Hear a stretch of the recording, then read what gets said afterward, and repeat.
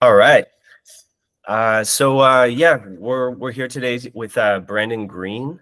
Brandon Green is a fitness expert, but he actually is a biomechanical expert. Brandon, would that be correct? That's fair to say, yes.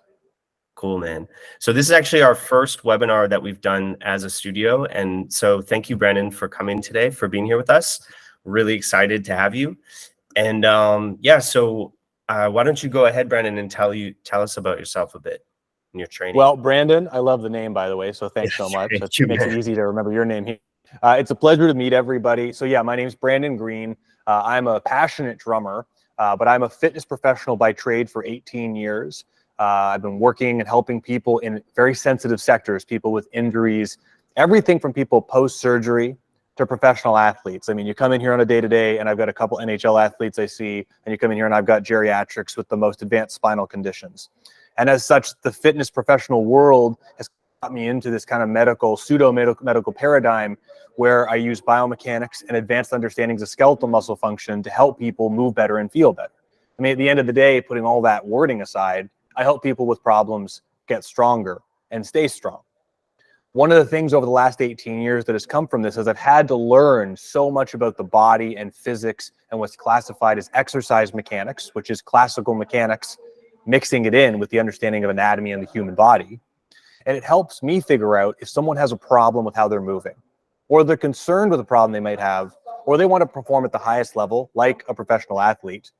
What is it can we do today to prevent problems or also make changes so people can continue to do what they love? Given that the majority of the conversations I have in a professional day is with someone who's in their 80s, talking about young, healthy drummers like we do, it makes it so much easier because I can see down the road when people get injured and are ill and are in their last decade of life, the problems that pop up orthopedically just from doing regular day-to-day stuff and repetitive stress. So one of the things that come up from with this, just before I talk about drumming, and I don't want to go into my full history, is I've spent the last 12 years as well as an educator for exercise science for personal trainers. I've been flown all over the world, traveling across Canada. I've been in Montreal, Ottawa. I was in Portugal in May, teaching exercise science to personal trainers, also teaching marketing and advertising. And so I've been doing this and talking about this for a long time, but I'm a passionate drummer, and it pisses me off to no avail when I see an amazing professional drummer like Phil Collins say, my back hurts and I'm not going on tour anymore. To me, that just seems insane that you have someone who is using a paintbrush, so to speak, and creating art. They're creating music, creating something that makes people feel something, and their body stops them from going. The body just doesn't break down to the point all of a sudden your back hurts, right? Like, how is it that you have all these bones and 650 muscles and the one piece is the thing that breaks, then you can't go anymore? Well, there's physics-based reasons for that. We just don't break at that one spot. Your car doesn't just break in one spot because there's no reason. There's always a cause. Drummers deal with physics at a very high level consistently. In fact, I was talking to Don Lombardi through email about Drum Throne, Drum Channel, DW Drums, and he was saying, like, people sitting in a chair for a long period of time, it's pretty ubiquitous that it's not good for you, right? Office workers spend thousands of dollars on crazy ergonomical chairs to try and keep their back and body healthy. We did not evolve, depending on your worldview and body view, to be seated all the time. We were standing erect, we were climbing, we were doing weird things with our body. To have our body in this position like I am now as I'm presenting, it's not normal. And then to move and do all these John Moffat crossovers and stuff like that, it just gets crazy. So what we need to do is we need to talk about a few small things to make sure that this thing, the body, is set up for success. We need to look just past the conversation around posture, which is very important. We need to look at that, but we need to talk about what does it mean to have good posture, but why is it important if we don't have good posture? What will happen? And the problem we have, like, is drum teachers. I think everyone here is drum teachers, if I'm correct. But everyone, if you're drum teachers and you're teaching students, is how do you tell a 12-year-old or a 15-year-old if they don't make this change now, when they're 40, there's going to be a problem, right? This is a hard thing. So I don't believe you can really tell them this, to be honest. Like, I'm a consultant in the exercise world. I have physicians refer me clients, and honestly, people don't seem to care in my world about their problems until they have a problem. But what people do care about is being a better drummer. They do care about playing faster. They do like seeing all the chops and the groups of 5 and playing quintuplets and all the cool stuff. That's all sick. Cool, cool, cool. So if we can make the conversation all around how to be a better drummer with the stacking of you're going to be able to do this forever, it starts to help. It makes it so much easier.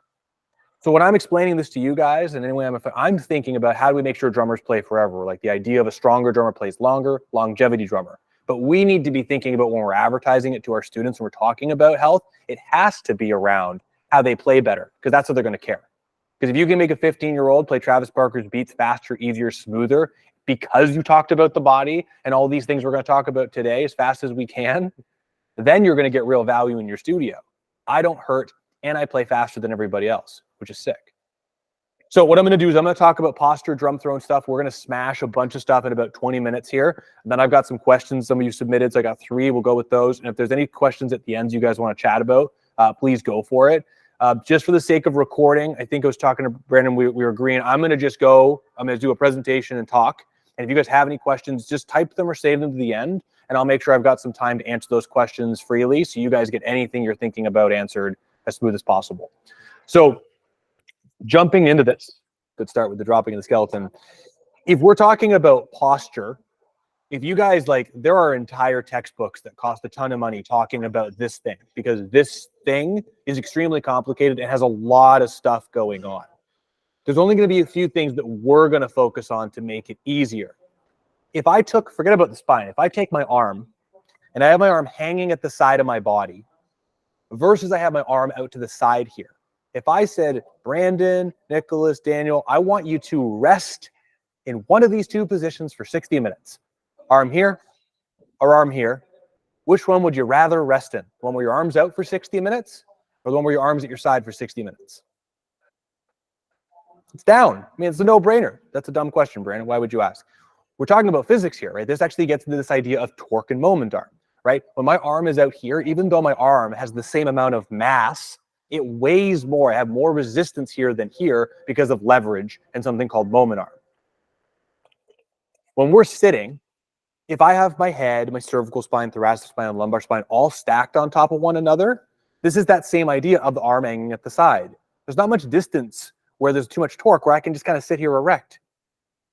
Now, if I'm hanging out here like Buddy Rich, we're now getting back to the very same arm scenario that I just regarded. When my arm is out to the side, I will get tired here more because there's more distance from a joint axis, which means that my body has to create more muscular tension, which turns into, if you guys have ever worked out, if you do an exercise for 45 seconds to 60 minutes, what happens? You get fatigue, which actually bleeds into one of the Q&A questions you guys asked me when we talk about some of the shoulder blade stuff. So with posture, the number one thing is we have to be thinking about sitting erect and straight and having all the pieces stacked where possible. Because if we don't, and we have deviations like this, hi-hat, like this, the amount of muscular torque and energy that's required to support those positions is more than when you're in a neutral position. So the number one reason we have to be talking about posture is we're trying to reduce stress on our muscular system, because if we don't, we will experience muscular fatigue faster. Now, the second side of it, and I don't know if you guys have ever done this before, this is a weird one. There is something as it relates to the muscular side of things, is that if you're doing 2 things at once, not like drummer weight, but if you're squeezing 2 series of muscles at the same time, there's something called intention-based resistance, or we'll call it muscular tension-based resistance. And so an easy example with this is if I sit here, and you guys can do this if you want, if I turn my spine all the way to one side and I turn myself all the way to the other way, I have a ton of motion available. Now, if I change nothing but squeeze my glute muscles, right? I'm literally tightening my bum as much as I can. You can't even see that I'm doing it. And I do the same rotation. So no squeeze. Squeezing my bum as hard as I can. If you don't believe me, try this. The glutes don't do anything as it helps to turn your spine. But when I'm tensing my muscles, it actually restricts how far my body can go, because there's just not enough availability to help control the muscular tension required. Long story short, if I'm squeezing 2 things really hard at one time, my body has to change how it moves. If you guys have ever done a bass drum exercise where you get that fatiguing feeling in your foot, right? You guys know what I'm talking about? Like you're playing a bass drum exercise and your shin starts to burn, and then your foot can't do it anymore and your hip starts to move instead of the foot, right? Your body starts to orchestrate tension differently to help you get through this. So that idea makes sense, right? If I'm squeezing my bum, as a random example, I will move differently than if I'm not, right? So if I go back to this and I'm trying to play the hi-hat cymbal, play the ride cymbal. If I'm collapsed and turned to one side, my ability to move in another direction will change because of structural reasons and because of muscular reasons. So the long story short is if we don't have adequate posture, we will move differently, which can hinder our performance. And this is one of my hypotheses around Buddy Rich, to be quite honest, not poking at him because his hand tech was absolutely incredible, but you saw him collapse down, right? If you do trunk rotation, you try to play the ride cymbal, like just holding your arm out like you're playing the ride in a very comfortable position, and I try and turn that way from a neutral position, and I collapse down, it feels awful to go there. Therefore, my mobility becomes hindered. So number one, posture. We need it to be good because we want to reduce the amount of workload on our muscular system so we don't get tension-based problems. Two, it's going to allow us to perform and move better. Number three, and this is the last one, this gets very nerdy. If I take this bone and my table here, and I just do this on my table, right? I scrape it one time. I haven't damaged it. There's no problems here, right? Like you can see that if I take this and I hit my table, it's loud in the gym, everyone thinks I'm crazy. Nothing changes in here. But if I did this a million times, I'm not joking, a million times, do you think this would start to change shape over time? The reason why is there's something, especially with bones, called Wulfe's Law, W-U-L-F-E. It talks about how bones can change shape up to 10% each year. So as we get older, how many of you have grandparents or seen seniors, forget about drumming, that are in this posture and they cannot get out of it? It is because their discs and their spine has actually changed shape, that this is their normal posture. The bones have formed in a way, and there's lots of details we can get into. I just don't think it's valuable time to go through it all. Their bones have changed shape that this is their permanent posture. They cannot go higher because there's a decrease of space between the discs and the bones are closer together. This is a very common problem. And so if we start taking habits of drummers who have this collapsed posture, I mean, another great example is if you look at Phil Collins right now. You see a picture of Phil Collins. I know Drumeo did something with him. You can see he's got that collapsed posture. I'm not saying it's just from drumming, but if he's got hereditary degenerative disc disease and he's been drumming from that position, it's all going to stack together to create a long-term postural change here. So the long story short, the implications of not being in a relatively neutral straight position when healthy and feeling good, there's a lot of negative things that can come from it and honestly are just not necessary as a musician. So if we're thinking about this, we're trying to decrease the resistance of our body so we can perform better. Now this turns into talking about drum thrones, right? How do we, scene change, how do we take this idea of the spine and make sure that we're considering how this is going to influence the drum throne? There's one more thing that you can do your own research on. It's called the lumbo-pelvic rhythm. So what it means is that my femur goes into this socket here. I've got the top of the femur here. Once I run at a motion with this bone here, it locks out at this joint. And the next thing that happens is that my pelvis starts to move my lumbar spine like so into a range called spinal flexion. And this is if you've ever exercised and injured your back, or you've injured your back doing work outside, this is a very common position where people hurt themselves, this spinally flexed position. When I'm like so and my spine is in its normally curved position, everything is evenly stacked. I've got a ton of vertebrae on top of a ton of disc, and there's not a lot of stress, right? It's like a 200-pound magician laying on 200 nails. It sounds like a lot of load, but it's evenly distributed because of the surface area in here. When I tip this forward into spinal flexion, now more load is on the front of the spine. So now it's the 200-pound magician on 100 nails. And this is what turns to facet osteoarthritis. This turns to facet osteophyte formation. This turns to herniated discs and degenerative discs, like all sorts of stuff that's just not cool. So the long story short is if we can stay away from this spinally flexed position or this spinally flexed position, we're going to be in a better position long-term to play the drums longer. So how does that transfer to the drum throne assessment? As far as drum throne assessment goes, I'm right now sitting what looks like, this is just a stool, by the way, it's not an actual drum throne, so bear with me. But sitting on this stool, I'm sitting at what looks like a pretty normal 90-degree hip position. If I'm here, my back looks pretty straight. To be quite honest, I could sit here for a long time and have no problem whatsoever. And I would say that my knees are wide enough apart that I could fit a standard snare drum between my legs. However, if I try to lift my leg to perform hip flexion from here, so I hold onto the throne, I try and lift my leg up, I can just barely lift my leg without my back moving.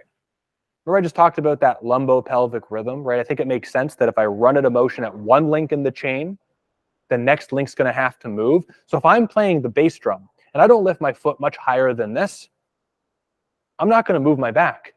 But how many of you have people that play heel up, which already pushes them into that position, and they're doing motions regardless of what technique you believe in? It's not about that right now. They're pushing their leg up and down. They're pulsing with the hi-hat.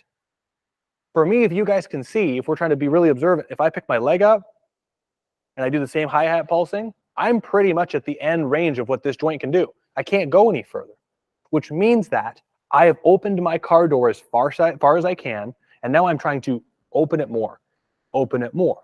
So one of two things happens, and I've got a lot of professional drummers I've talked about this. They either get pinching in the front of the hip because the joint just can't go any further, it just cannot go anymore, or that motion starts to transfer in the back. And you see drummers and they're playing and their lower back is doing this motion called anterior and posterior pelvic tilt that starts to poke their back. So we want to try and avoid that as much as we can. One of the simplest ways we can do that as far as how high we should sit is, if you guys can see here, I don't have much height. This is at 90 degrees. This is actually really commonly advertised by most drummers. If I take this stool, it's got a hydraulic in it to make it easier, and I bring it up all the way. Now, I'm sitting with my hips down to about 75 degrees, but if I do that same hip lift motion, I suddenly can lift my legs up really high.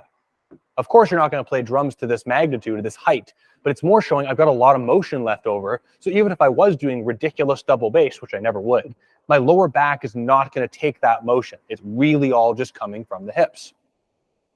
So what I just demonstrated here for drum teachers, this is called an active range of motion assessment. From the position you're in, what motion availability do you have? If someone does this and they can't move from the lower back, raise their drum throne up just a little bit and try and do it again. The position I'm at right now is where I tend to play, and I see a lot of students do pretty well, where their hips are around 80 to 75 degrees rather than 90 degrees. This allows drummers who are trying to play heel up techniques to bring their leg up to 90 degrees and use their whole leg to drop it if they're doing full foot techniques, or also allows them availability to do the more finesseful heel toe, whatever other technique they want to do. I would say somewhere between 75 and 65 degrees. The real key here, though, is not that this is like a panacea one size fits all. Like, what you guys should not do is go, drummer should sit at 75 degrees. It's a good place to start, but the real power comes from that assessment. Can they lift their legs from here without moving their lower back? Because if they cannot, it may make sense for them to even sit higher.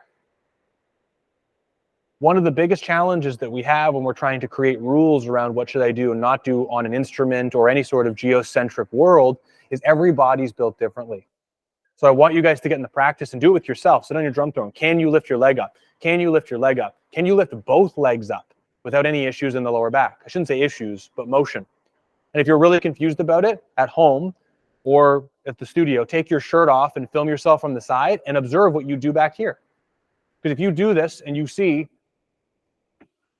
you already have the answer to your question, which is one of the reasons why so many drummers get into that position, right?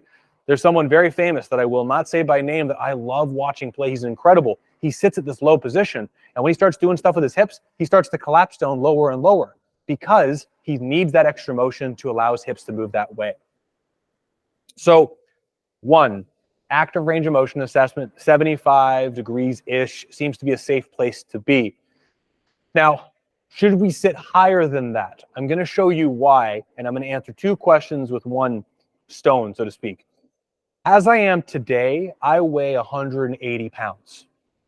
At 180 pounds, when I put my legs down on the ground, if I take these very basic Walmart analog scales, I don't know if anyone's seen me do this, but we're going to talk about it because it's super important for the question of where I should sit on the drum throne. If I put these down on the ground in the bass drum pedal position, I don't think you guys can see that, but they're the same width that my double bass drum pedal would be. If I'm sitting on the drum throne with my normal height and my feet in the middle of the scales with everything I've shown you, 75 degrees hip, as I am right now, this says that my legs weigh approximately 17 pounds on each side. So that kind of nets to around 35 pounds of weight of my body going down through my feet of the 180, which is cool. I think that's simple math. 35 forward, I'm rounding up a little bit to make it easier for my math, and then the rest of it's going through my bum. If you were to read chair ergonomics books, they'll tell you to put more weight through your feet to reduce load through your spine. As a drummer, I've seen a lot of people advertise this, and I want to tell you why I believe this is a major mistake. In this position, my feet weigh, like I said, 17 pounds on each side. That also means when I lift my leg up, I'm only lifting up, because if my foot weighs 17 pounds, that's the furthest distance. That means when I lift my leg up to perform a hip flexion stroke, or a calf raise to perform a bass drum stroke, or even a heel foot up dorsiflexion for a heel down stroke, I'm lifting up 17 pounds every time I do that stroke. Does that make sense? Okay. So for someone who plays busier bass drum, or someone that plays a lot of hi-hat, or someone who's just not well conditioned, this is not a lot of weight, right? 17 pounds, that's fantastic. If I shift my weight to the front of the drum throne, like you see a lot of people do, right? The axis of the drum throne is behind me, and I'm sitting here now.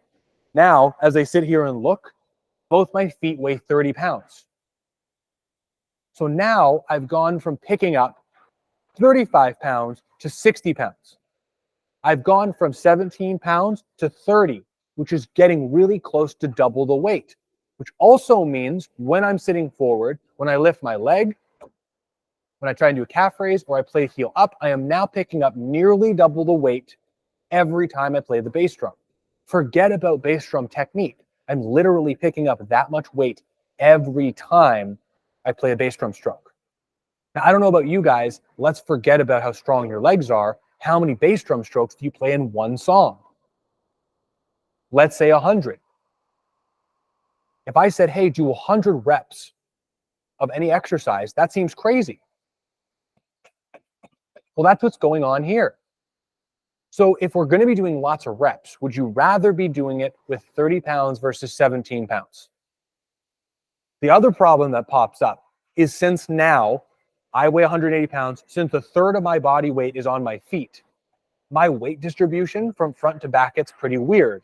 For you, I don't know about for you guys, but one of the things I practice a lot is double bass and also keeping time with my left foot on eighth notes and quarter notes while I'm doing bass drum stuff. I'm always keeping time, which means I need both limbs to be available so I can do all the things I want to do. Which also means that if I have 60 pounds forward, you should be able to, in my opinion, while you're sitting, lift up your feet both at the same time without falling off the drum throne or changing position. I cannot do that without leaning back. If I go right in the middle of the drum throne again, I can actually lift up both feet and I can sit here with barely leaning back. Which means that if that happens when I do it in a controlled scenario, if I'm playing fatiguing double bass, if I'm playing timekeeping and then other more finesseful strokes on the right foot, it means that every time I do, because there's so much weight forward, I have to lean back a little bit to account the weight distribution change of my legs being forward to make sure I have a stable base. Sitting on the edge of the drum throne decreases your performance as long as you're not just thumping down on one leg. It decreases the availability of what you can do with both feet.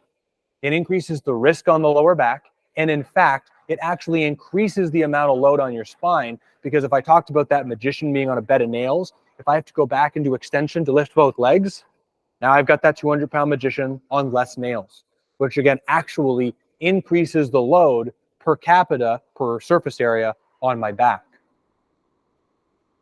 So this becomes a really interesting conversation of where should you put your weight on your drum throne? You should be telling all your students right in the middle.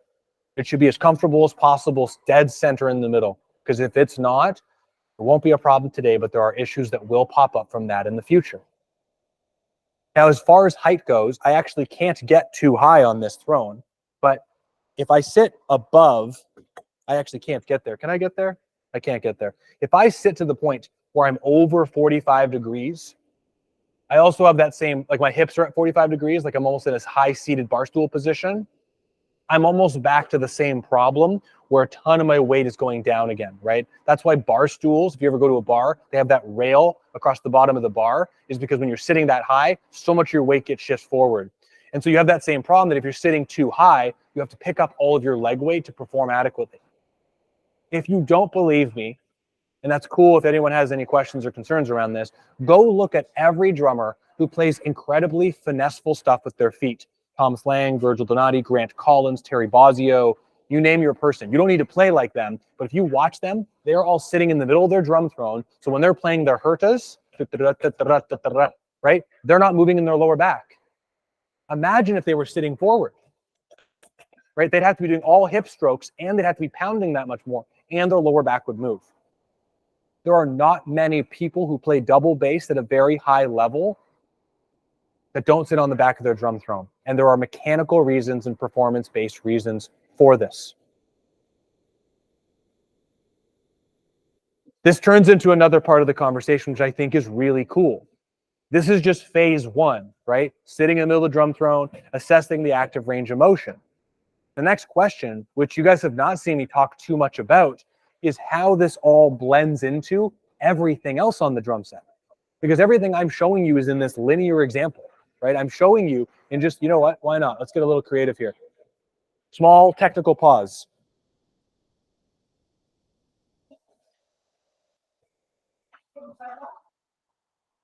Okay, you guys can see me on the drum set, right? Cool, I can barely see me, so I'm gonna do this and then I'll come back to the camera because I can't see you guys. So I'm not playing here. I just want you guys to kind of see where I'm at right now. Is that if I'm sitting on the drum, this is one of my 2 drum sets I have upstairs. And while I'm sitting here, my feet are on the double bass pedal. And as I just showed you a moment ago, I can lift my leg up. I can lift my leg up. I have a ton of hip range of motion. And I can do a lot of stuff with my feet here and not be limited. I can lift both feet up. I'm good. Well, as many of you know, we don't just play the drum set here, right? We move around the drum set. And so if you guys start to embody this assessment of lift the leg, how does everything feel? Can you lift both legs? What you should do next is have students turn their body towards one of the instruments they're going to play, like the ride cymbal. Because when I'm here, everything is centered and my weight distribution is equal. Lift my leg, it's good. When I turn towards the ride cymbal and now some of my torso weight's over here, my left leg is good. I actually can't lift my right leg to the same height. I can still lift it, but I can't lift the same much because I have that thing I talked about earlier when I squeeze my glutes and how it changes my motion. So since I can turn here and I can still lift my leg, I notice it's less, but I can still do it. If someone can't lift their leg here, that means that every time they perform a bass drum stroke, it is going into their back and changing how they move upstairs. It's also hindering their mobility. Same thing, right? If someone's on their hi-hat stand, you do here, can lift their leg, turn towards the hi-hat, try and lift their leg. If you try it, you cannot lift your leg the same height. So I think one of the simplest things that people can do for a drum throne test, and I can't play right now because like I told everybody here, I'm in my gym, is what I would encourage everyone to do as an exercise, once they feel like they're comfortable, is practice unison strokes between their bass drum and their hands. They're playing eighth notes or double bass with their feet. I'm being really demonstrative for the sake of this. And with their hands, same thing, playing just right hand and left hand locked in. So everything's lining up, right, left, left. And see, first and foremost, can they even do that without feeling like they're going to fall? They don't need a double bass pedal. They can do this on a bass drum and a hi-hat. This is a very mechanical exercise. Then try and see, once they get that coordination, can they actually move around the drum set and not feel like they're going to fall? And that's why you guys might see me do this crossover thing a lot, because this is actually a workout for me. But it also helps me to assess that if I'm playing double bass, I can do that and not feel like I'm going to fall.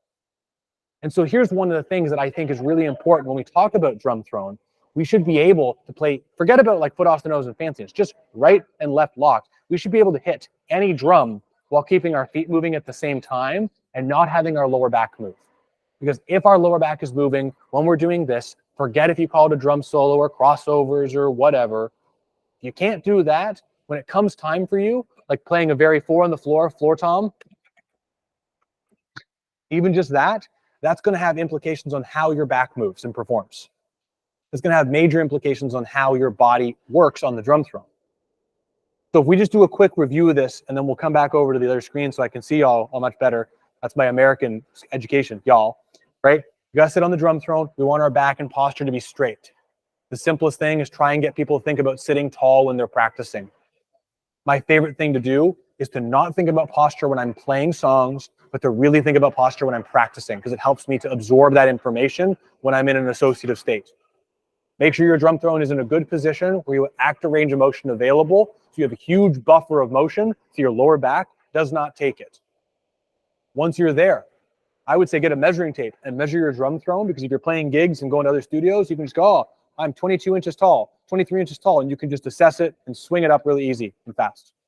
Once you're there, turn your torso towards your furthest away instruments and see if you can still lift your leg. This is why personally I don't have second floor toms and major stuff far away, because I can't lift my leg and perform with a floor tom over here. That's why I prefer this setup, personally, my personal preference. Once you get there, as a technical drum throne exercise, have all of your students, I don't care on what instrument, unison strokes, right foot, right hand, left foot, left hand, no independence, just stomping them together. And then try to get to the point where they can play it. Make sure they can do it, whatever tempo, call it 60 BPM at 16th notes comfortably, and then have them move around the drum set. Call it their Thomas Lang exercise. But if they can't do this without feeling like they're going to fall off their drum throne, or you can see the lower back is moving, something needs to change. I think this is all very important and kind of simple, like it's simple, but at the same time, it is pretty complicated because these are all kind of new ideas. So what I'm going to do now, if you guys are okay with it, I'm going to talk about some of these Q&A questions you guys have submitted, and then we can double back to all of this. Before I do, actually, why not? Does anyone have any questions about anything I've said thus far?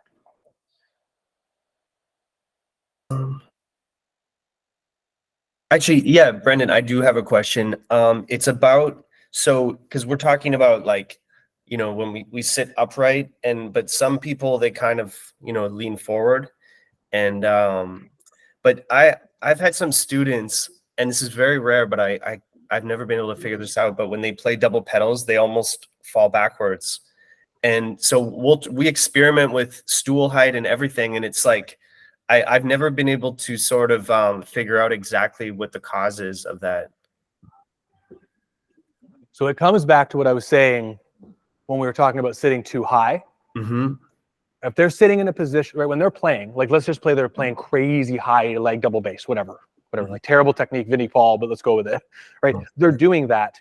There's a point where they lean back because their legs weigh so much to them at this point that they need a counterweight, right? Everything operates in lever systems, like very simple. There's always an equal and opposite reaction.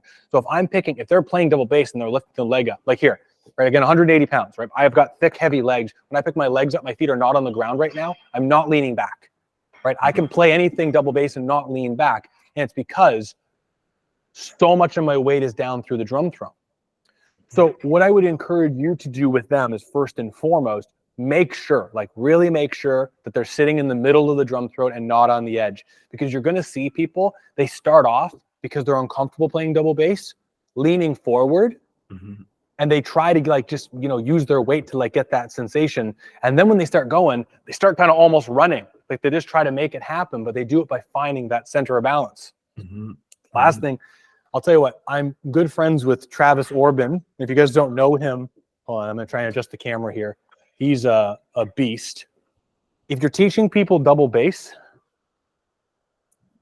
I would suggest you do this with them. Don't even put them on a double bass pedal, right? Have them seated and get them playing unison strokes with their feet first clean and smooth and not moving up here, right? This teaches them how to control their ankles and not move their hips in a crazy way. And then second, have them practice holding their legs up, not leaning back, and doing unison strokes with their ankles, not moving from here.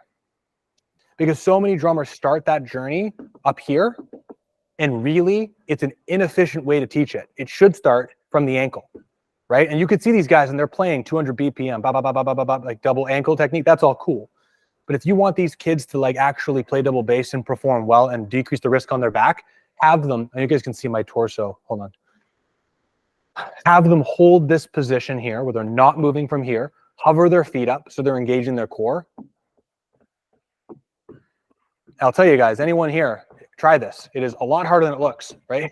Heel up and just control the ankle. Because in most cases, a lot of these musicians, and I'll be honest with you guys, I'm on a big double bass journey right now because I'm trying to validate a lot of the stuff that I'm teaching by teaching myself a new skill in the process. You have to get that control of those small muscles. And if someone doesn't have control, they find it anywhere they can. Does that make sense? Yeah, it does. Yeah. But I would say everyone here, like no matter your level, like try and set a metronome for 60 BPM, play eighth notes or triplets, and do the heel up unison ankle strokes. Don't move from the hip. And you will be disappointed with how hard it is. But it's a really important thing to discover because you're going to find out really quick what you do to make that happen. And then you can transfer it to students. Mm-hmm. Mm-hmm. Cool. Any other questions? Do you guys have, do any of you guys have any questions? Daniel or Nick or Matt? I got three here. So I've written down in some other ones that we sent to you, but if anyone has any that they want to ask Brendan in the call, that's great. That's cool. Yeah. Do any of your the principles about throne height, do they change at all if somebody's playing heel down? So you can get away with a little bit more when you're heel down, but at the same time, bear with my shoe. When you're playing heel down, you lift your foot up, the heel still drives down to the ground. You're still dorsiflexing your leg. Mm-hmm. So in my opinion, you can get away with a little bit more since you don't have to worry about the lower back as much. However, you're still picking up the leg weight. And so depending on the conditioning of you or your student, I would still encourage the middle drum throne placement because it's much easier to pick up 17 pounds versus 30. Yeah. I found it too hard when I'm sitting too high. It's almost like I get this kind of ankle crunch happening when I'm doing heel up or heel down, sorry. Yeah, well, this comes back to the whole end range position. Like we talked about with spines, trying to stay away from end range position. That happens with the foot too. So that's a whole other can of worms. Mm-hmm. All right, thanks. Yeah, of course, my pleasure. So let me just adjust the camera here for the snare drum. I think this is gonna work. Okay, guys, so fine, that is good. So I got 3 great questions that you guys submitted in advance, and hopefully this answers everything you guys are looking for. Drumsticks will help, won't it? Drumsticks, there we go. Okay, so can the angle of the snare drum negatively impact the player, having it tilted towards them versus flat? Hold on, let me just change this a bit. Okay. Can the angle of the snare drum negatively influence the player? So yes, in a few different ways. Just talking about physics, right? If you're talking about David and Goliath had a sling and he threw a rock, right? If you have a sling and you throw it, the sling needs to be at 90 degrees to the direction you want the rock to go, right? That's very much, and in physics, that's called a tangent, right? You want something to go in a particular direction. 90 degrees is a tangential angle or a right angle. So when I strike the drum, to get the most rebound from the drum, to get the most positive physics experience, I want to strike it where the tip of the drumstick is going to be shooting back at a 90-degree angle. If I hit the drum like this, that would be obviously a dumb idea. But the extreme between straight down versus here is a complete opposite of 90 degrees and call it 0 degrees. So what that means is that we want to be hitting it at around 90 degrees. Whatever technique you're using for finger stroke, whatever, call it push-pull. Now, as I raise my hand up or I change the angle of the pad, now I'm starting to decrease efficiency of the rebound, right? Because we know 90 degrees is optimal. We know 0 degrees is not. So you can imagine as we escape 90 degrees, call it 85, still rebounding, 80, 75, the rebound starts to get less optimal quicker.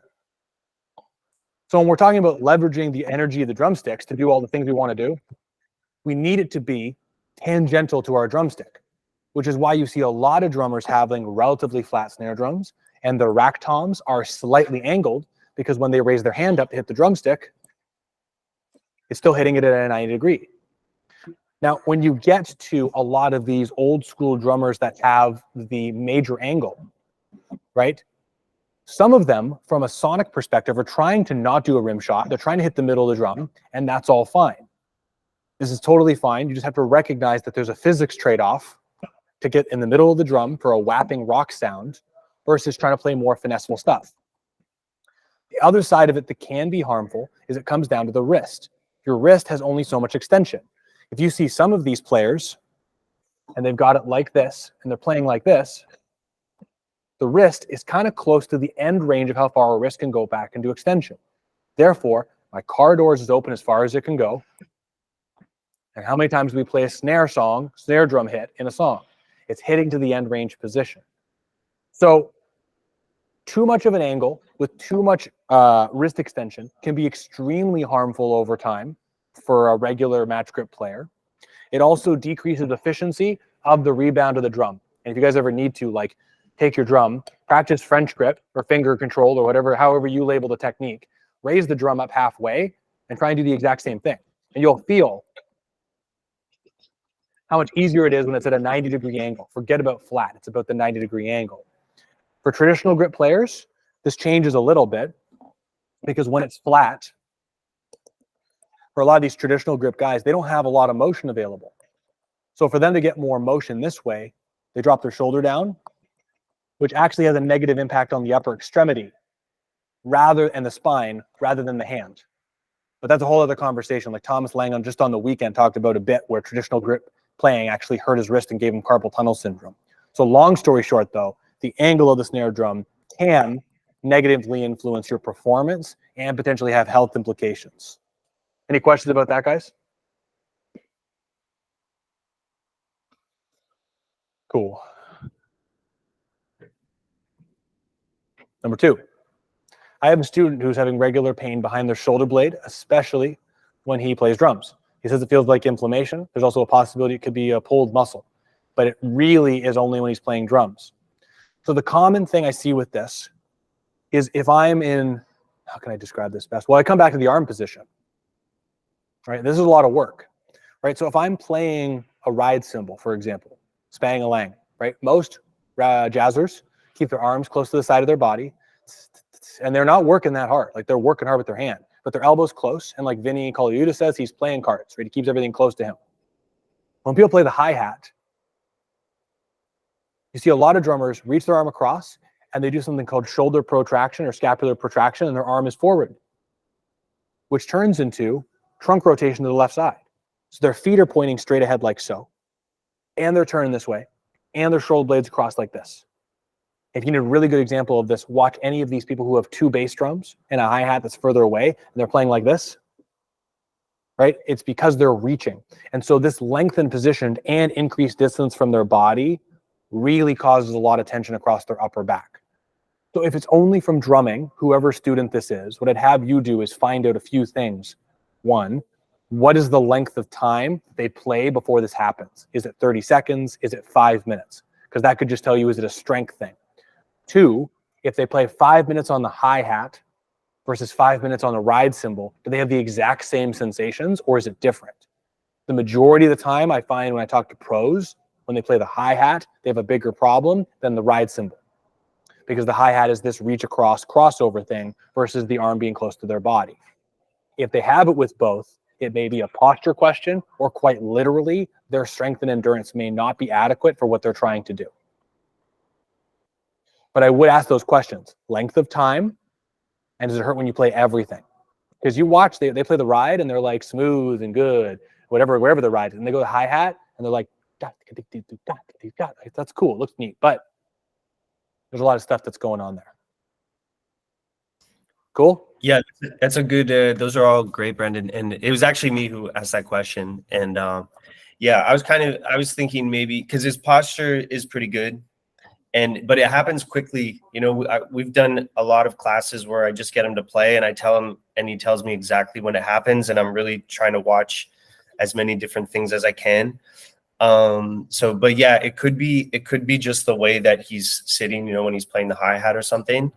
But this actually goes into a question that I just wrote down while you were talking, which is I don't know if this is the best way of putting it, but where should power come from? So in his case, he's a death metal drummer. He plays really fast and really hard, plays in like 5 different bands, so it might just be overused. But when we hit hard, where should that power come from? Well, okay, that's a great question. When you say power, I mean, I guess you mean loudness, right? Like you want to be For loud. volume, hard hitting, yeah. And great. And do you mean with the feet or the hands? Because those are different conversations. Maybe with the hands, I guess, in this case. Yeah, because if the feet, there's a point of diminishing return as you start to speed things up. But now I'll be honest, this is my opinion because I'm not that guy. I don't play that type of music. But in my opinion, it should come much more from learning how to use the stick and the fingers rather than forcing it using the muscles. Because I mean, honestly, we'll go back to this camera. Is this going to work? If you can, like, this is where, I mean, a lot of these metal guys, they learn how to do the finger control and hit it pretty hard. I would have him do groups of 3 and 5 as loud and as hard as he can and get that control there. Because if he's playing just wrist shots, like you could practice that, but there's going to be a point where if he's squeezing really hard, it's going to get exhausting. Mm-hmm. So if there's very basic techniques that you guys have seen, like Scott Pilgrim's push-pull, and then the finger control, what I'd have him do with those is not just work on speed, like get it to 110 or whatever it is for 16th notes, and then say, great, now hit it as hard as you can. And over time, he will develop the muscles faster to do this and not be tired, in contrast to this. Right, like the German grip hand down. Mm-hmm. So when you say power, I mean, I'll say you do the finger grip, you will not be able to get as loud as playing with your wrist, but you'll also be able to play longer. If he's playing 5 gigs or 5 bands multiple times a week, he'll be able to do this for a lot longer as he develops the control. And it's a lot easier to do on both sides than muscling it. Mm-hmm. Mm-hmm. And then also the angles of the drums are super important too. And triggers, but don't do that. Everyone gets angry about triggers. But I think, speaking of triggers, I think a lot of times there's a misconception with, you know, drummers who play loud that they need to be hitting like exceptionally hard, and that, you know, a lot of the guys who, when we see a concert and it's really loud, you know, I saw Meshuggah a couple of weeks ago, and like, you know, he hits hard, but he's not doing full arm strength. Like, it's not sustainable. He's been playing professionally for like, I don't know, they've been playing for several decades. And I think they probably they don't hit as hard as we think they do. And they rely on things like, well, there's mics on the drums. They can use triggers, these things to kind of boost the power, and it's not actually them like, but I mean, yeah, I don't know a lot about that, but it's kind of been my thought that there's a misconception about like how hard a heavy drummer, and even just like single arm swing. So if we're talking about, yeah, like the speed and stuff, using the fingers and sort of adjusting the technique so we're not using so much of the wrist, but just like general, like if they're hitting the snare, like using rim shots and not trying to break the drum every time that they hit it, you know, that kind of thing. So there's like, it's more about using like different techniques and getting an advantage rather than just like going beast mode and hitting as hard as they can. I mean, they can, but there'll be a point of diminishing return. They will get tired. And this thing is extremely efficient if you know how to use it.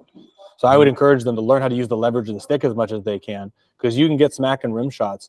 I mean, this is the most, I love watching intense metal drummers, although I don't listen to that music personally very often, because you see these guys playing at insane tempos and intensities for long periods of time.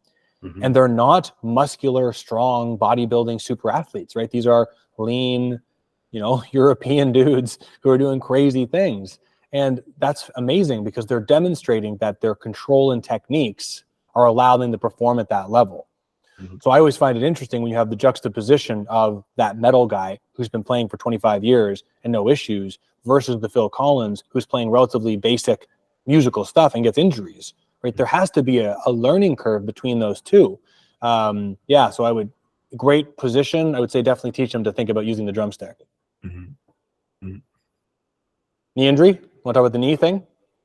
Yeah, that's me actually. And you know, I on and off, I've had knee problems. I try to do like I exercise regularly and try to do you know, some different stuff to build the muscle around my knee. But I find that it doesn't happen all the time, but every once in a while it'll come back, and it's been on and off for the past couple of years.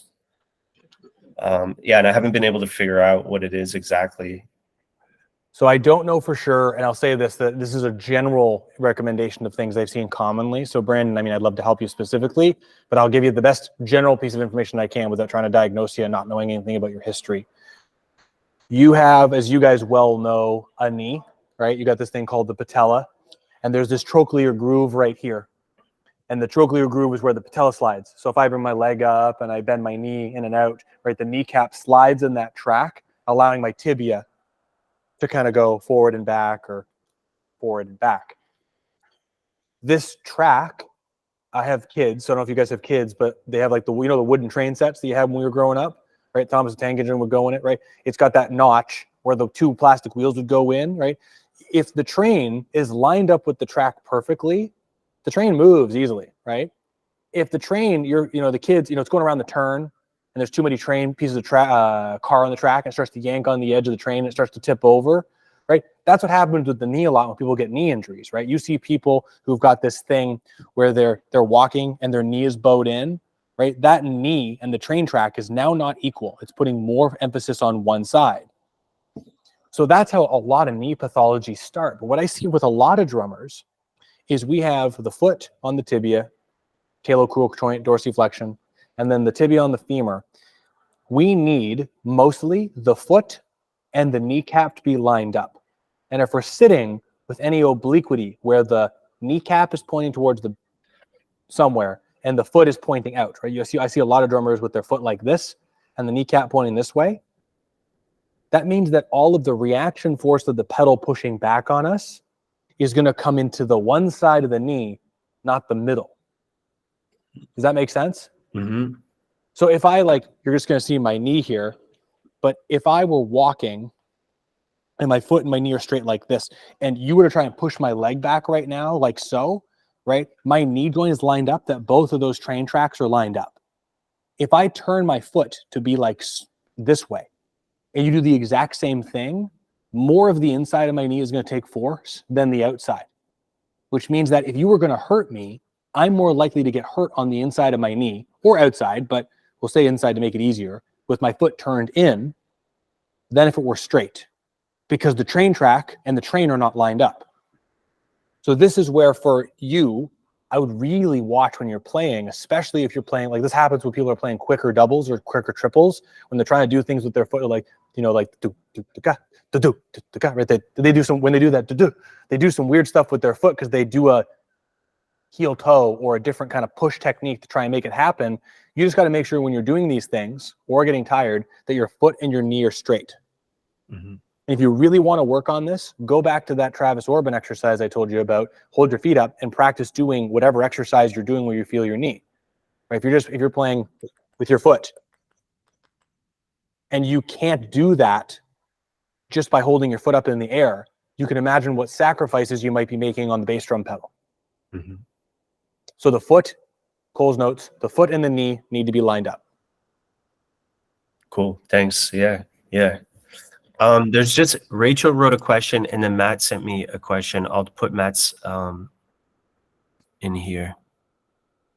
But yeah, I think Rachel put one in the chat just before she left, Brandon. I don't know if you can see it. I will look it up, but she left, so I'm not going to answer. Yeah, that's it. Have to head out, but thanks so much.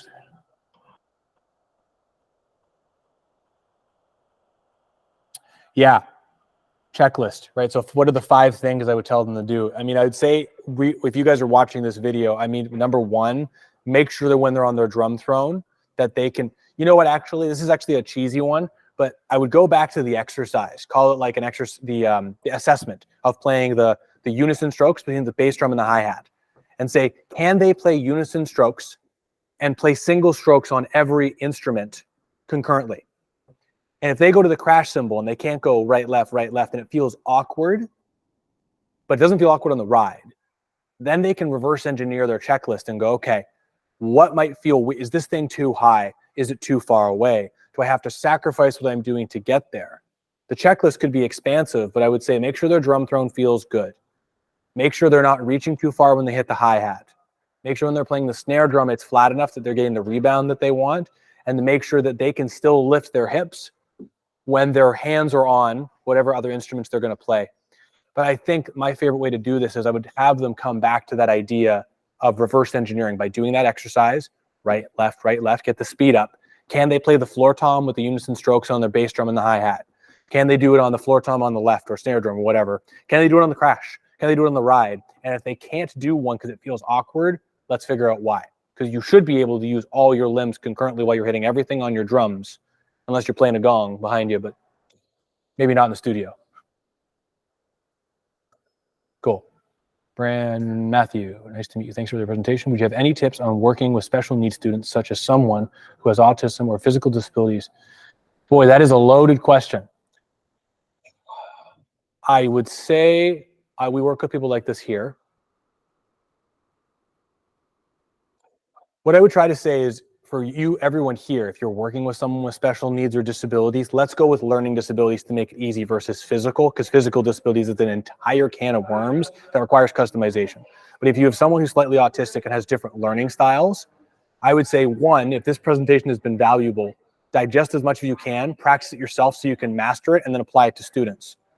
2, if you guys are getting into pedagogy and education research, you guys will all know there are different learning styles: visual, kinetic, auditory. You can even go deeper depending on how well you study, how well you teach.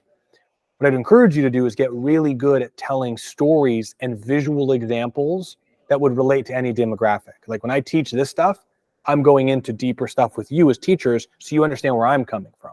When I have a drummer in here who is younger, but a pro or a high level person, I won't sit there and go, we're going to try to reduce the lumbo-pelvic rhythm, because they don't care. But what I would say is sit in the middle. I want you to sit in the middle where you feel comfortable. Now I want you to practice sitting tall. Now, when you're practicing this exercise, all I want you thinking about is being tall. Be tall the whole time, right? Like simple things like that. So that way you can help.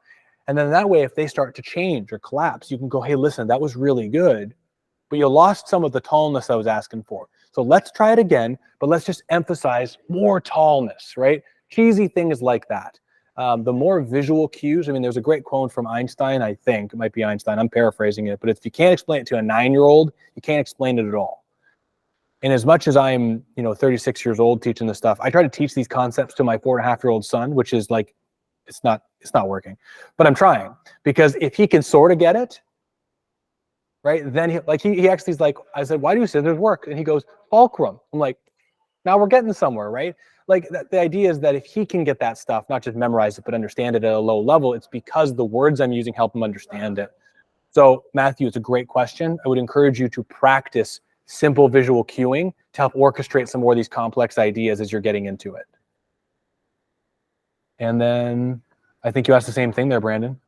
Yeah, I just copied because Matt sent that to me earlier, so I was just pasting it, but then he beat me to it. So yeah. Happy to help, Matthew. Great question. Cool, guys. Is there anything else that I can shed some light on before we put a pin in this thing? I want to make sure you guys get every penny worth. I mean, Nick, Daniel, or Matt, do you guys have anything? I have like 80 questions, so I'm just going to cut it off because, I was writing them as you were talking, but it's, I think this is a good length of time. We don't want to keep you here all day. I know you have stuff to do. So, but do you guys have anything else? You guys? I'm good on my end. I was the one that asked about the snare angle, so I got that question answered. So thank you for that. But yeah, I'm great on my end. Daniel? Yeah, man, this was great. Sick, dude. Well, it's a pleasure to meet you guys. Yeah.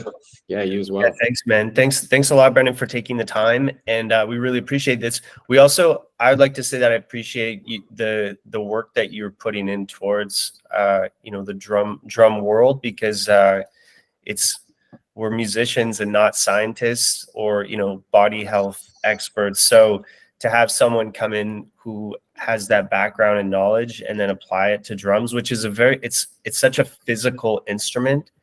And yeah, I mean, I just turned 40, and it's like my body started to creak a little bit. So it's exactly the thing that I try to impart on my students, which is, do you still want to be playing drums when you're like 80? And if you do, then we need to start talking about these things now, and not like do prevention and not treatment. Like, try to limit treatment by preventing these things from happening as early as possible. So I'd just like to say thank you for everything that you're doing. It's really important. But then for the studio, just for taking the time today, this was a lot of fun. Yes, thank you. Watch this 20 times, and there's a bunch of teachers who couldn't make it, and they're all really excited to watch it. And also, we'll put this up for our students too, and everyone else can check this out. So just for sharing your knowledge, yeah, thanks for that. I'm honored. And honestly, I'll let you guys know, I've got something in the works for a very inexpensive support mechanism for drum teachers and drummers. Basically, fitness support that's going to be very affordable, very accessible, and help people play forever. And I'm collaborating with some awesome professional drummers to help make it as awesome as possible. So when you're talking about this stuff, like technical stuff, double bass, I can't say names yet, but I've got people who are awesome, both professional drummers and health professionals, to make it fantastic. So I'll keep you guys posted. And as gym owners, that's my brain, right? As drum studio owners, there's affiliate relationships that'll make it beneficial for you guys too, if you want to talk about it. So I'll keep you about it. It's going to be pretty cool. I'm excited. That sounds great, man. That sounds great. I'll just